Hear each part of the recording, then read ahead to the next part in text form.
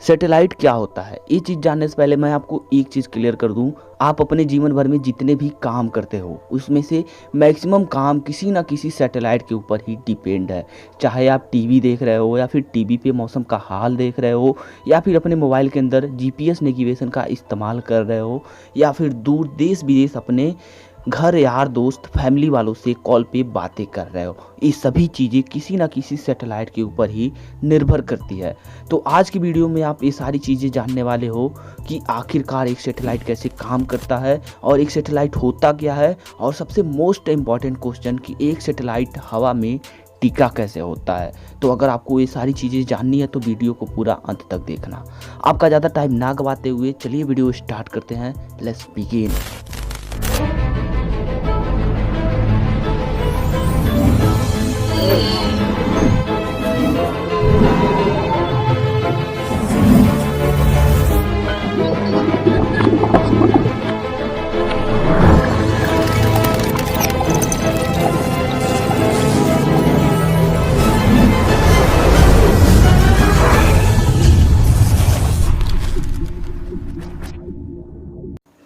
तो video start करते हैं और सबसे पहले ये समझते हैं कि एक सैटेलाइट होता क्या है। कोई छोटा सा ऑब्जेक्ट किसी बड़े ऑब्जेक्ट का चक्कर लगा रहा हो तो उस छोटे से ऑब्जेक्ट को उस बड़े ऑब्जेक्ट का सैटेलाइट कहा जाता है।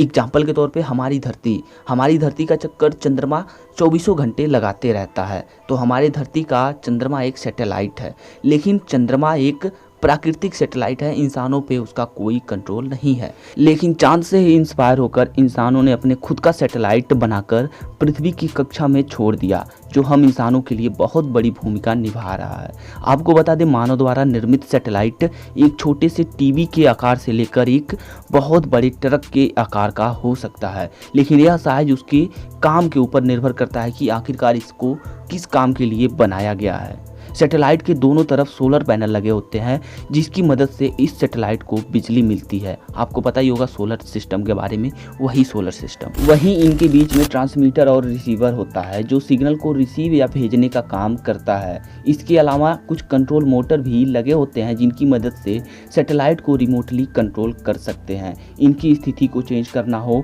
या फिर इसका एंगल चेंज करना हो, सब इन कंट्रोल मोटर के जरिए ही कर सकते हैं। इसके अलावा सैटेलाइट को किस काम के लिए बनाया जा रहा है वो भी ऑब्जेक्ट इसमें इंस्टॉल किया जाता है। एग्जाम्पल के तौर पे अगर सैटेलाइट पृथ्वी का इमेज कैप्चर करने के लिए बनाया जा रहा है तो उसमें बहुत बड़े बड़े कैमरे लगाए होते हैं, या फिर अगर वो सैटेलाइट स्कैनिंग के लिए बनाया जा रहा है तो उसमें स्कैनर देखने को मिल जाएगा। ज़्यादातर उपग्रह हम कम्युनिकेशन काम के लिए ही लेते हैं, क्योंकि रेडियो और ग्राउंड वेव धरती के पूरे कम्युनिकेशन में काम नहीं आ सकता। इसीलिए ज़्यादातर सैटेलाइट कम्युनिकेशन के लिए ही बनाया जाता है।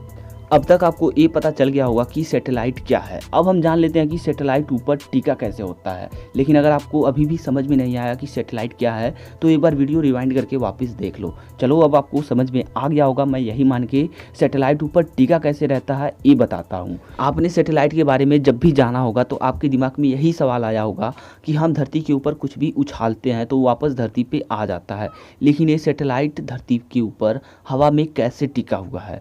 तो अब इस चीज़ का आंसर आप जानने वाले हो। आपको ये बातें अच्छे से समझ में आ जाए, इसीलिए मैं एक सिंपल सा नियम आपको बताता हूँ।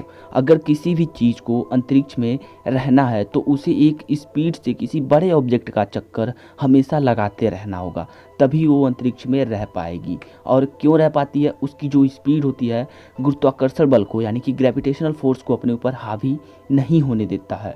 तो इसी नियम के चलते वो सारे उपग्रह हमारे धरती का एक स्पीड से चक्कर लगाते रहते हैं और हवा में टिके रहते हैं, वो वापस धरती पे नहीं आते हैं।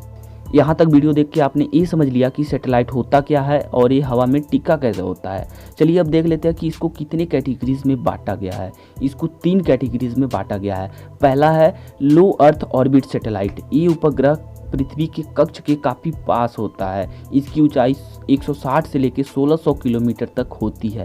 यह काफ़ी तेज स्पीड से पृथ्वी का चक्कर लगाते हैं, इसीलिए दिन में कई बार पृथ्वी के चक्कर पूरे कर लेते हैं। ऐसे में इन्हें धरती को स्कैन करने में बहुत ही कम समय लगता है। इनका ज़्यादातर उपयोग इमेज या फिर स्कैनिंग के लिए किया जाता है।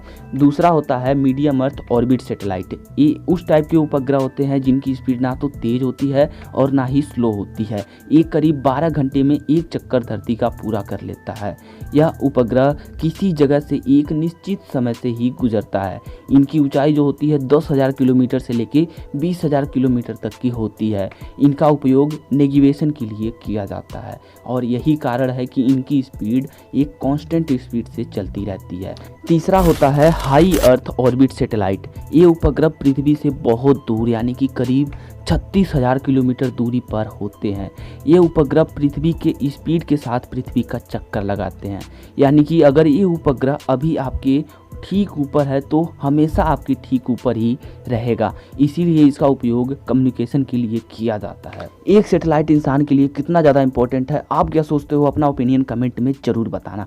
कमेंट बॉक्स नीचे है और हमसे जुड़ना चाहते हो, हमसे बातें करना चाहते हो तो चैनल के नीचे रेड कलर का सब्सक्राइब बटन होगा, उस पर क्लिक करो।